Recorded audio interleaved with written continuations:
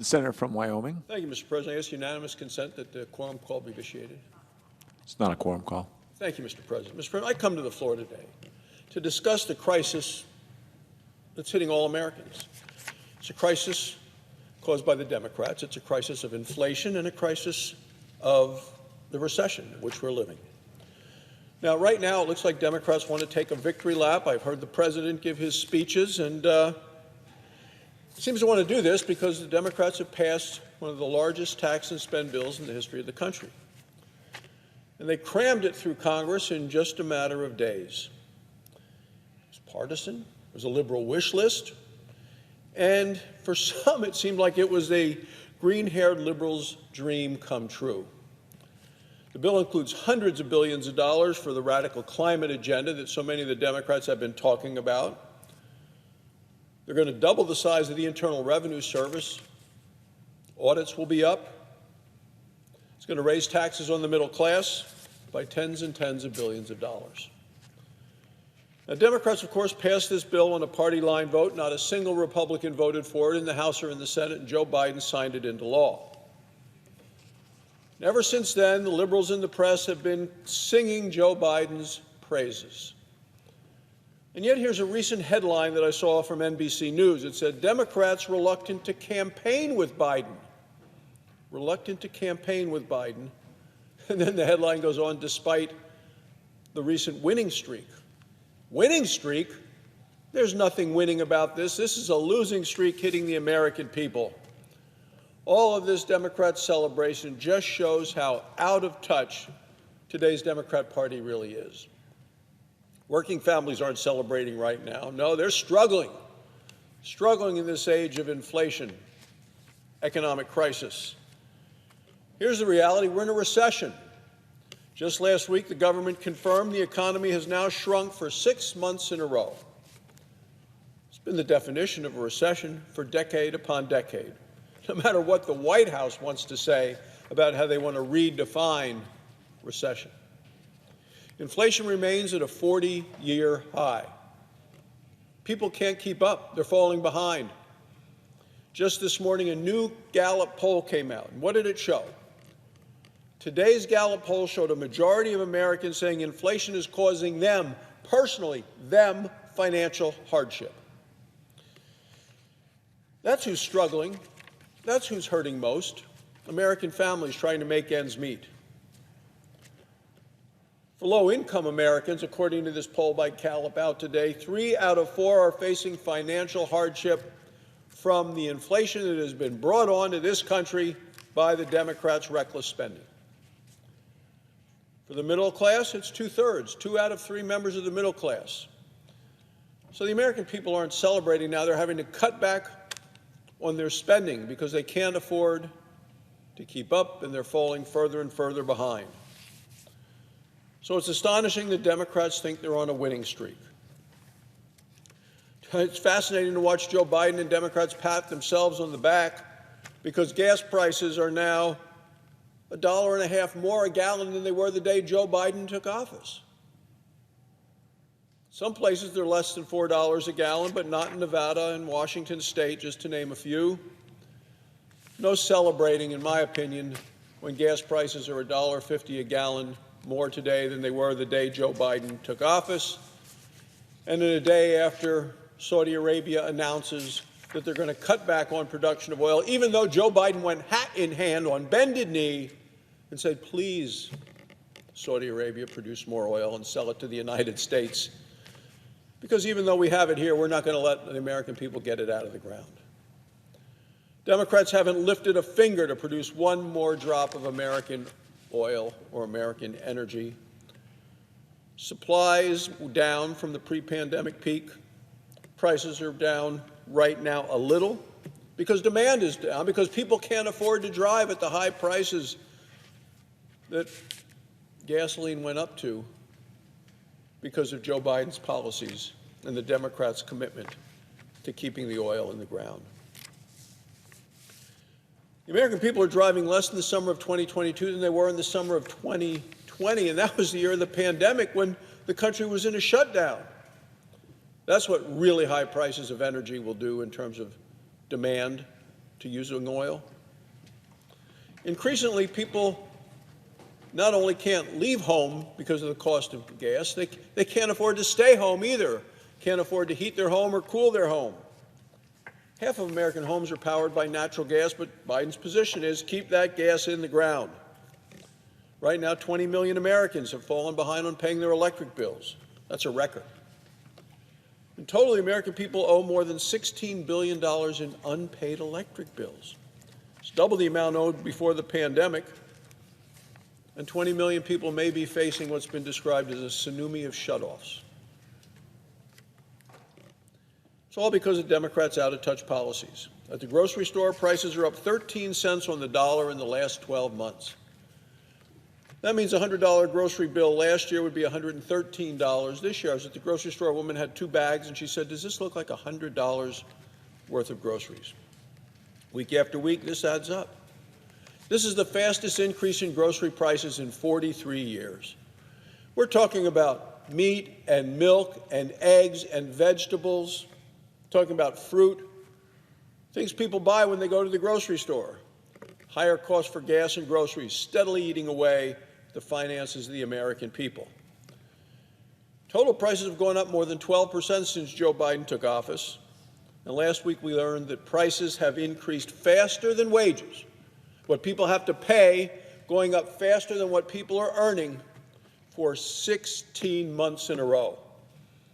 As a result, the American family today can afford a lot less than they could the day Joe Biden took office.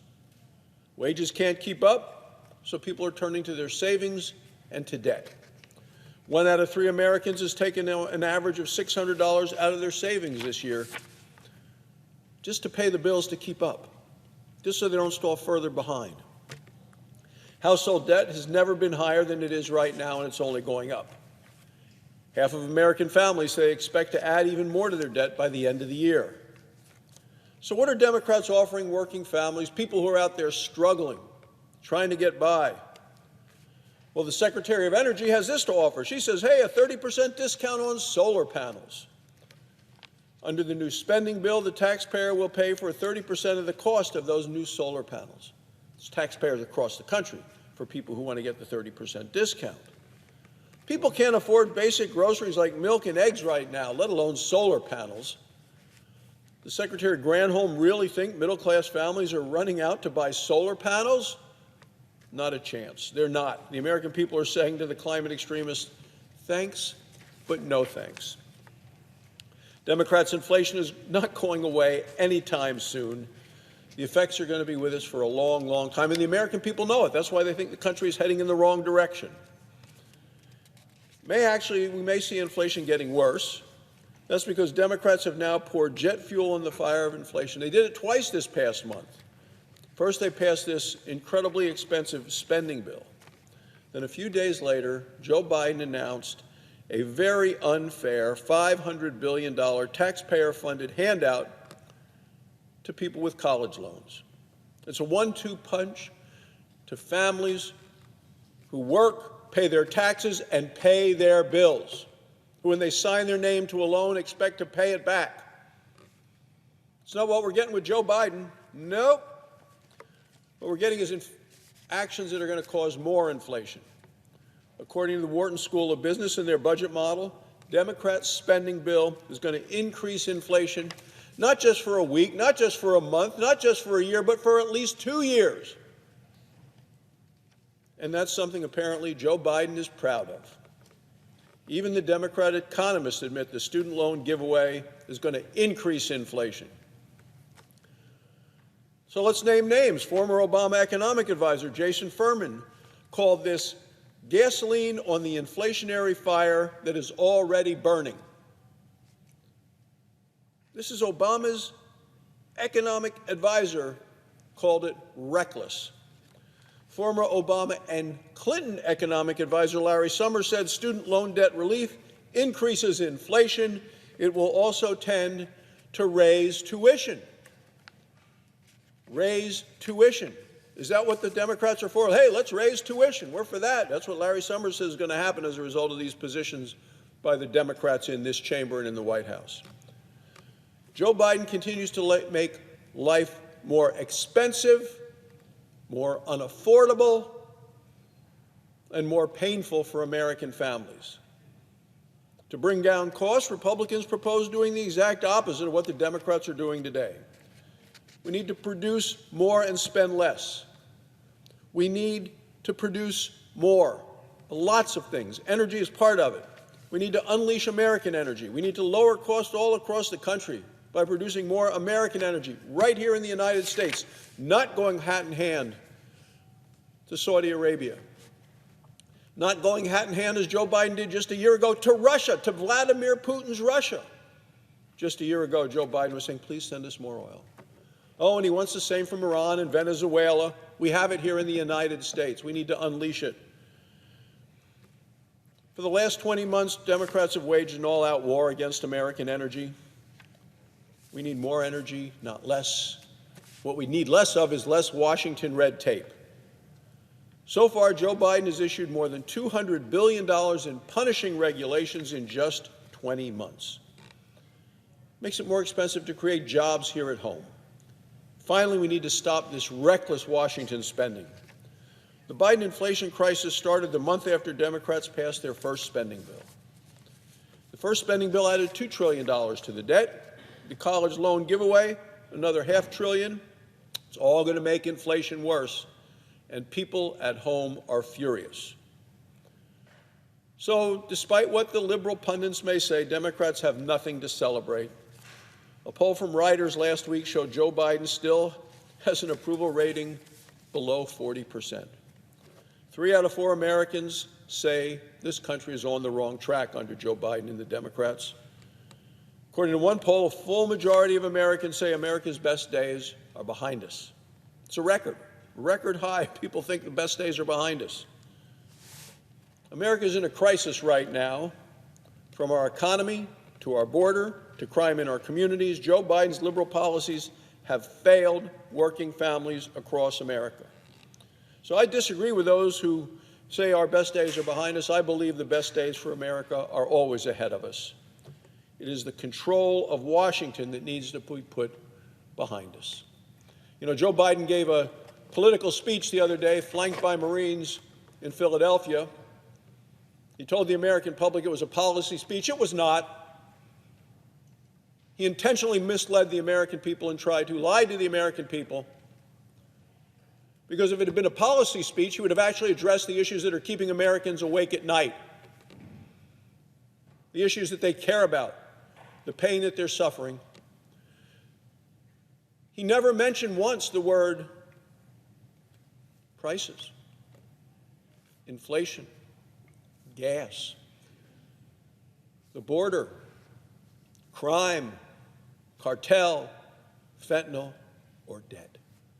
Never mentioned those. No, the president closed his eyes to all of those things that he's done that is causing massive pain to the American people, but he looked down his nose, at tens and tens of millions of Americans who are struggling to get by in the American economy that this president and the Democrats have intentionally undermined.